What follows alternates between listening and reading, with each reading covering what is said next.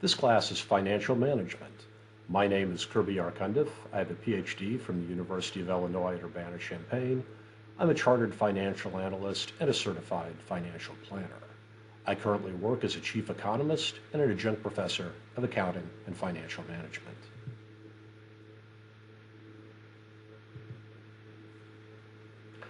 For this class, we will use the excellent text from Brigham and Davis, Intermediate Financial Management, and today we will go through Chapter 1, an overview of financial management and the financial environment. The first topic will be the structure of businesses, i.e. the forms of business origination. Standard objective of the firm is to maximize the wealth of the stockholders, although today there seems to be push for other objectives for firms.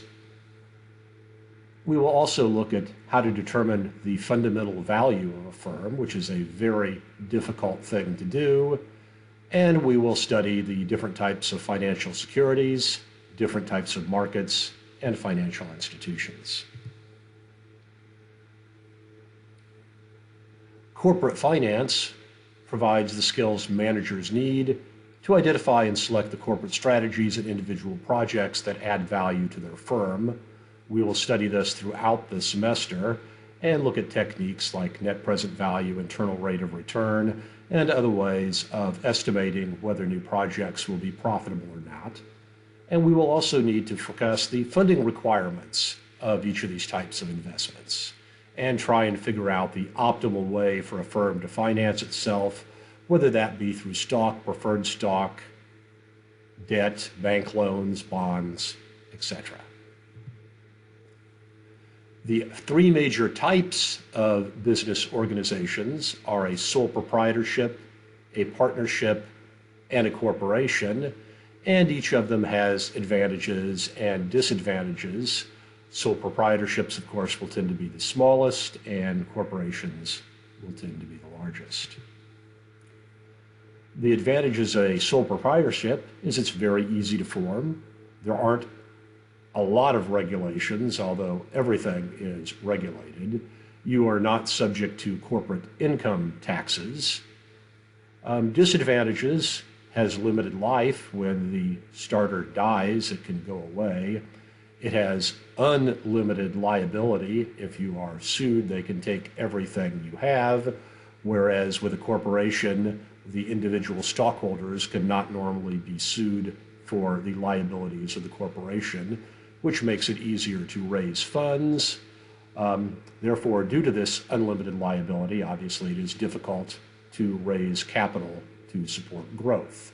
People are commonly not willing to invest with you if they might lose their house. Partnership is roughly the same as a sole proprietorship, except you have multiple different people investing. There, of course, are more complex institutions like limited liability partnerships, limited liability corporations, etc. Creating a corporation is a bit more complex. It's a legal entity separate from its owners and managers, therefore the limited liability. You have to incorporate with the state, you have to create a charter, write up bylaws. This will then subject you to more taxation, but less liability. So the advantages of a corporation: unlimited life. Corporations can go on for and have for hundreds of years. Who knows, they might even ultimately last for thousands of years. You can easily transfer ownership by just selling your stock to somebody else. You can obviously do this through E-Trade or Schwab or any of the other online accounts. And the limited liability will encourage people to invest with you. Therefore, the ease of raising capital relative to a sole proprietorship, which you have to get other investors, or bank loans, and the banks are a little, reluctant to invest. Disadvantages: double or in some ways even triple taxation. Your corporate profits will be taxed. If you pay out a dividend, that's going to be taxed. And of course, when you sell stuff, you're subject to sales tax. And the cost of setting it up is more expensive. You need probably attorneys, and you regularly have to file reports with the state and perhaps the federal government. If you become a public corporation, and again, not all corporations are public, but this would be a step of selling stock to the general public, you would do that through an IPO or initial public offering. It would raise cash. It would allow the founders of the firm to perhaps diversify their investments, harvest some of their wealth. It's not that easy to do that in the private markets, although the private markets have grown a lot in the last 10, 20 years, so it's getting easier just to sell stock back and forth, and to some extent that explains the fact that the number of publicly listed stocks in the U.S. has dropped by about 50%. That and a lot more regulations have been done to corporations in the last few years. Subsequently, you can continue to issue more equity or buy back equity, and issue more debt or buy back debt. Whenever you invest money with someone else or have somebody else manage your assets, whether it is a private corporation or a government, this creates agency relationship problems, since the people you are investing with don't necessarily have the same interests that you do. Governments wasting taxpayers' money is well known. In the case of corporations, this of course can also happen. Managers may very well be overpaid. They may do things like spend your money on a fleet of corporate jets and limos and trips to the Bahamas, which aren't necessarily in the stockholders' best interests. And of course, employees in the organizations don't necessarily want to work very hard to get their paychecks. This was particularly apparent in the United States stock market in the 1970s, before the advent of what we have now, which are incentive stock options. You had lots of corporations where nobody owned more than 5% of the stock. There was no real easy way for the various stockholders to get together and fire management, and it was much easier for them to just sell their stock and move on.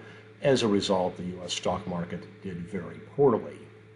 What came out of this was the leveraged buyouts by people like Michael Milken, who would purchase a company with a large fraction of debt, take it private, restructure the company, fire the management, cut a lot of waste like all of the corporate jets, and then resell the company again and make themselves a tremendous amount of money. After a series of those things, a better way of aligning the incentives of the management with the stockholders was developed, which is the incentive stock option. Now managers and stockholders have the same interest, that is, getting the stock price up. Of course, then this solution created other problems. Now there is a strong incentive for management to manage their earnings announcements and perhaps to lie about their earnings. Discussions of this time period and its aftermath are available in many books on Michael Milken. This is one by Daniel Fishel, which I particularly like and is a good read.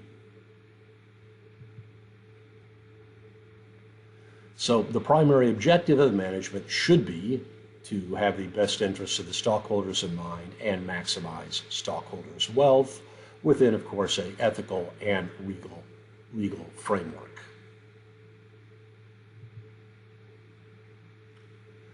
So is maximizing stock price good for society, employees, and customers? Ultimately, the answer has to be yes. If stocks do well, generally the general economy does well. Of course, we do have many problems, like, of course, big corporations suppressing the ability of small companies to succeed, and lots of other problems of that through government. But some sort of a capitalistic system where money is allocated by the private sector over time tends to lead to higher standards of living for everybody in a society. And we will demonstrate this in multiple different graphs. Here is a list from the Heritage Foundation's Index of Economic Freedom of the freest countries in the world. The U.S. is dropping in rank in this and now isn't even in the top 10. I think they're about 25th. But you can see that the top countries on this, Singapore, Switzerland, Ireland, Taiwan, Luxembourg, also have some of the highest per capita incomes and the highest standard of living of any country in the world. If we look at the opposite side, countries that do not respect property rights, do not have free markets, do not have capitalism, then we have places like North Korea, Cuba, Venezuela, Sudan, Zimbabwe, places with an extremely low standard of living. The free market system we have now really only developed in the post-1600s, basically the Enlightenment, and in the time of John Locke and also Adam Smith and the Wealth of Nations. If we look at global GDP over the long run, throughout most of human history, people have basically lived in poverty. And that was changed near the end of this graph here with the advent of the Industrial Revolution, which has drastically raised everybody's standard of living. If we think of the beginning of the United States, somebody like George Washington, who was one of the wealthiest people in the U.S. at that time, did not have a standard of living up to that of the Roman Empire 2,000 years ago. He didn't even have indoor plumbing.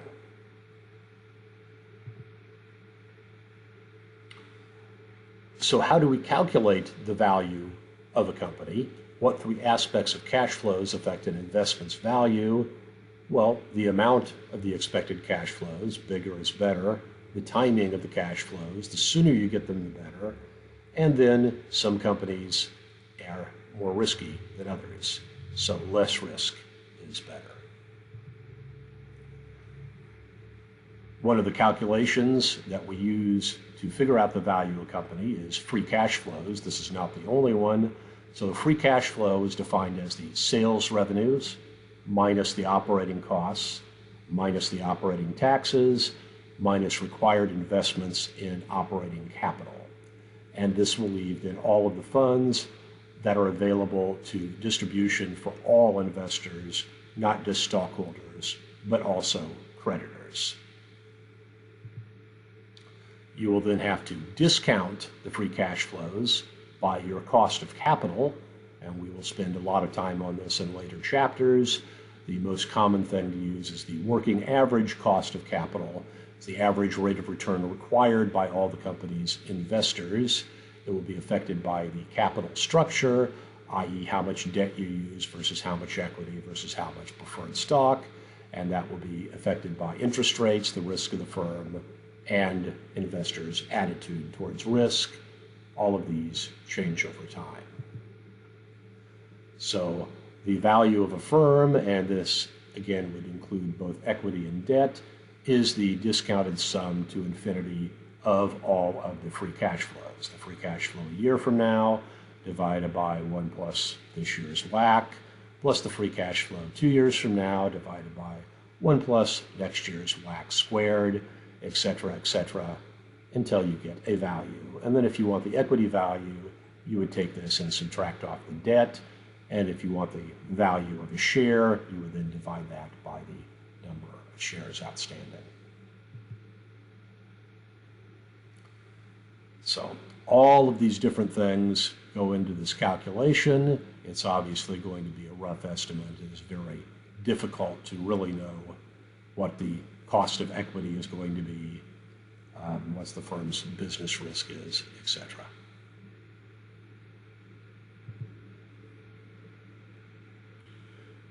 So who provides capital and who uses capital? Well, capital generally comes from households, individuals investing for their retirement or future wealth.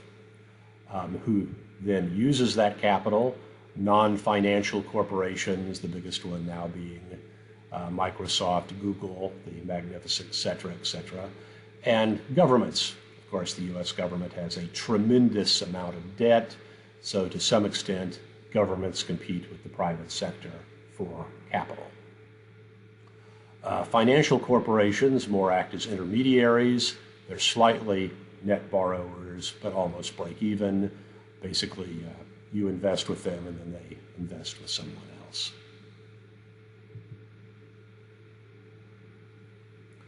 So if we look at the capital allocation process, it can be very simple. Direct transfer, you lend your friend some money, he starts a company. Through an investment bank, you put money with the investment bank buys securities in a company.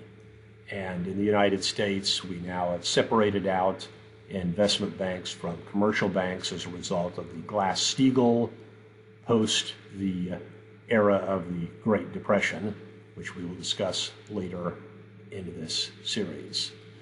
You could also just go through a bank, a financial intermediary, or some other type of institutions, a money market fund, a mutual fund, etc., and then that organization could buy securities for you. Today, we have developed a convenient but somewhat troubling situation where most investors don't actually own stock. So if you invest internationally, it's been that case for quite a while, you would invest with perhaps an international mutual fund that then buys ADRs, and the ADR is an American depository seat with the bank, and the bank actually owns the foreign shares. Since the invasion of Russia into Ukraine, this has become apparent where people who invested in the United States and Russian stocks just had these stocks frozen and may very well lose all their investment, even though those shares still have value on the Russian stock exchange. With domestic shares, unless you physically take possession of the shares and keep them at home or in a safety deposit box, those shares will be owned by seed and company, and you don't directly own them, you just have a claim against seed and company for those shares. And it's not necessarily the primary claim.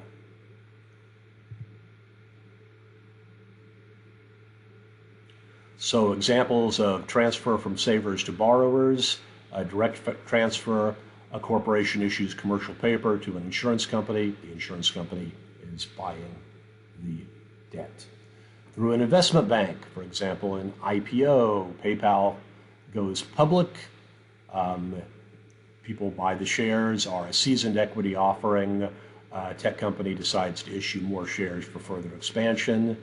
You can also have debt placement, companies sell security to investment banking house, which then sells security to the investor. Or through a financial intermediary, an individual deposits money in a bank, gets a certificate of deposit, bank makes a commercial loan to a company. What is the cost of money? Well, that would be the interest rate for debt capital. And what do we call the price or cost of equity capital? That would be the cost of equity. We will use various calculations to try and get to this. The capital return would be the dividend yield, what you get paid in dividends, plus the capital gains yield. And of course, the capital gains yield can be positive or negative. We certainly hope for our investments it is positive. What affects the cost of money? Well, are there companies that want it to invest? Production opportunities.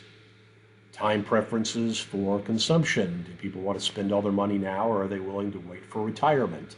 In the US, people want to spend all their money now. In Japan, they are willing to invest over the long run. How about risk? The riskiness of the investment. Are people confident in the stock market or not? And how about expected inflation? Are they confident the Federal Reserve will keep the inflation rate under control, or as in the last few years, will the government print tons of money, causing a lot of inflation, devaluing their money, in which case the rational thing is to invest in short-term debt, for example, versus long-term debt. And what different economic conditions affect the cost of money? Federal Reserve policies, again, how much money do they print, which is strongly interlinked with how much debt the U.S. government issues. There was very little debt in the United States in the 1800s. We were on a gold standard. This certainly changed with the creation of the Federal Reserve in 1913. And of course, level of business activity. If you're in a recession, nobody's invested, nothing's happening, probably stocks will be depressed and you will get a very high rate of return on your interest. If there's an economic boom, there may be a lot of demand for your capital. And international trades and deficits. There are countries like Norway who have a very large budget surplus. They can invest it however they want to. The U.S. is massively in debt, but we do have other people that are willing to invest with us. And China, of course, runs a tremendous international surplus, so they sell all their goods and then bring in capital that way. Another relevant topic when engaged in international investment would be exchange rate fluctuations. Most of the exchange rate fluctuations are caused by the relative money printing of each country. Does Europe print more money than the United States? Then the euro will become less valuable than the dollar. Does the US print more money than Japan? Then the dollar will become less valuable than the yen. Another factor, of course, that can influence exchange rates will be a country's risk.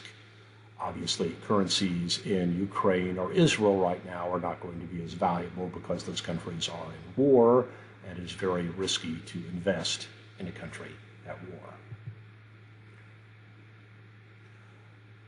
Country risk depends on a country's economy, whether the government is printing lots of money or not, whether it is regulating to death the economy or not.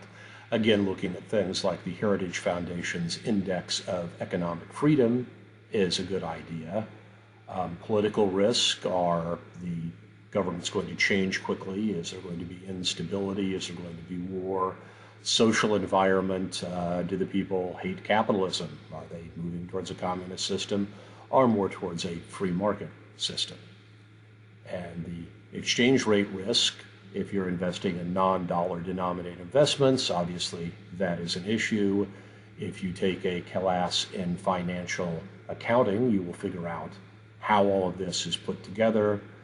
And of course, we will discuss this in a limited amount at the end of this textbook in our chapter on international investments.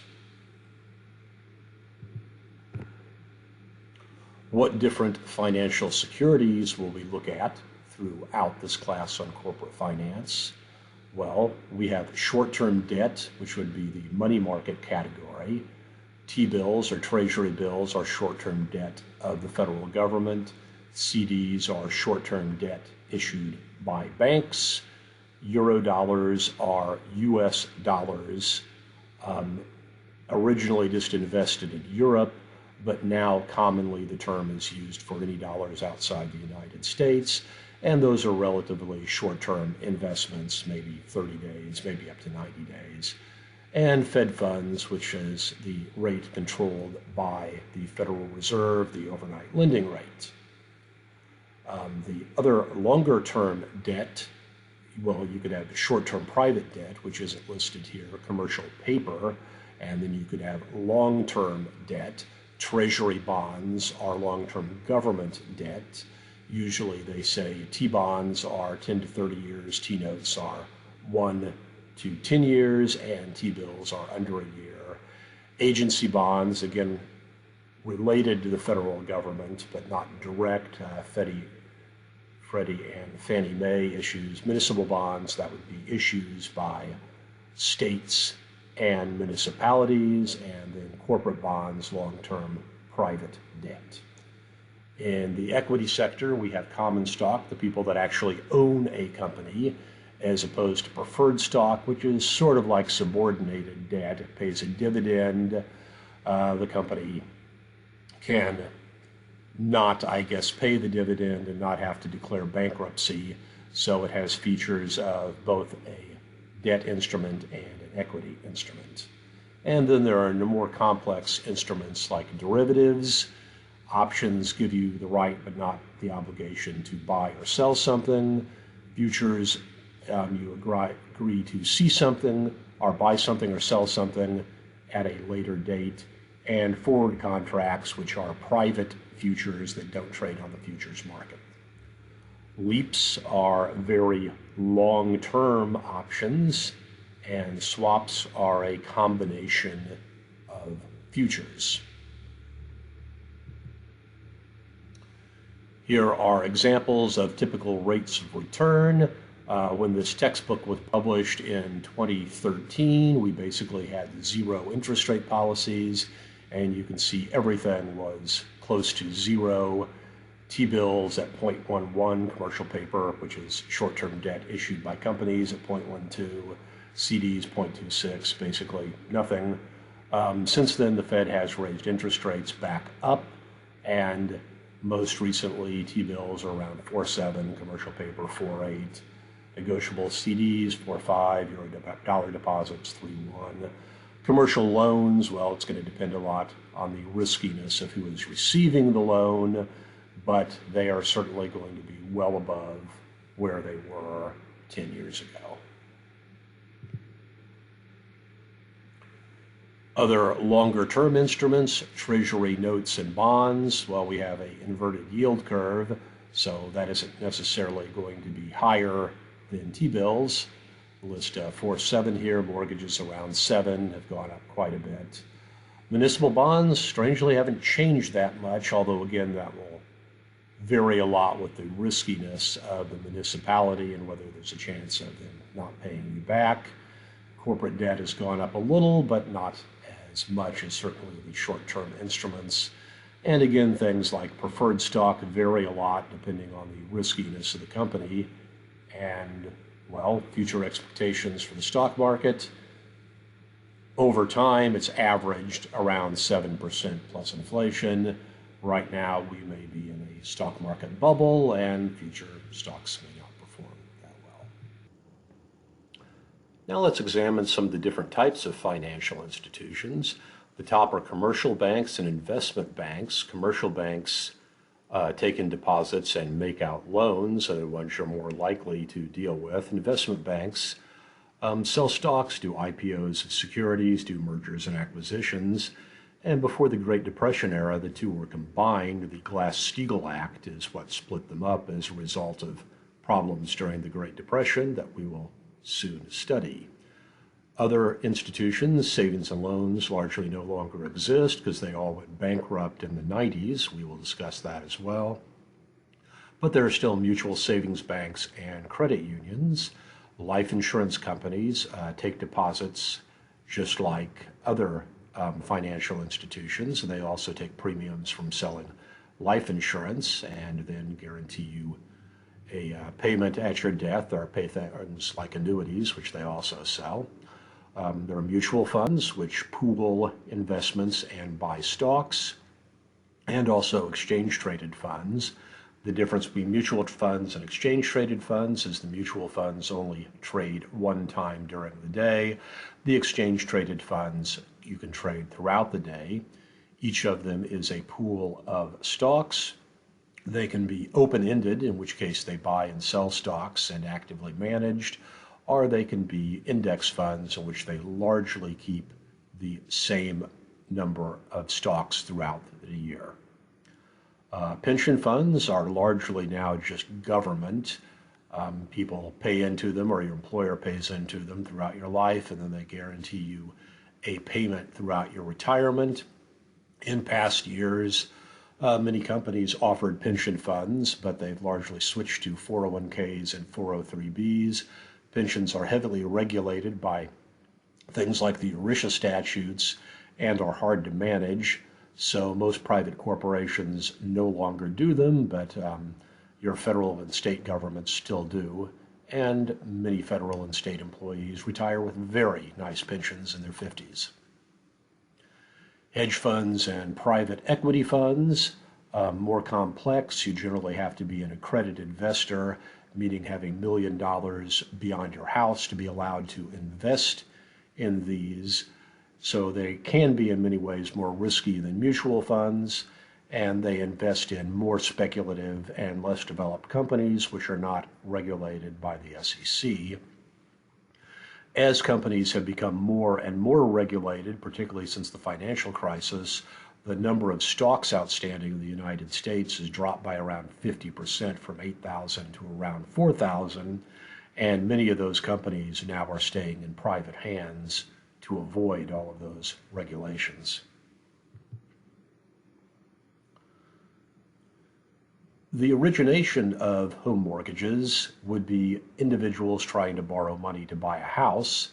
If you go back before the Great Depression era, you would usually have to have like 50% down for that. But an individual lending another money to an individual can be complex. The investor might not have money to finance their own home or somebody else's home. They may not want to invest all of their money into one risky position. And of course, an individual might have difficulty collecting mortgage payments.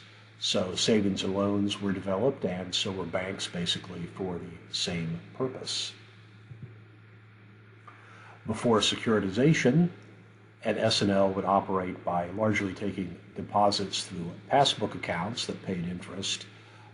When the savings and loans all went bankrupt, this was controlled by Regulation Q, and they paid 5.5% interest, whereas the banks paid 5.25%. And at that point in time, they weren't allowed to have checking accounts. As we will discuss, S&Ls largely went bankrupt in the late 80s and early 90s. So we had concentrated risk before the savings and loan fiasco. The local S&L would basically just loan money to local individuals for purchasing houses. There are obviously advantages to diversification across the country in different locations. So this resulted in concentrated risk. If one town had factories close, well, they could have gone out of business. One of the results of the savings and loan fiasco, all the savings and loans went bankrupt. It was legalized for banks and S&Ls after that time period to branch across state lines, allowing for more diversification. Also, after that time period, most banks and S&Ls, rather than keeping a large fraction of loans on their own books, started selling them to third parties and basically just acted as loan originators making money off fees. This then led to other problems, like if you're not really keeping the loan on your own books, you're not really as worried about as how risky it is because you're passing that risk on to someone else.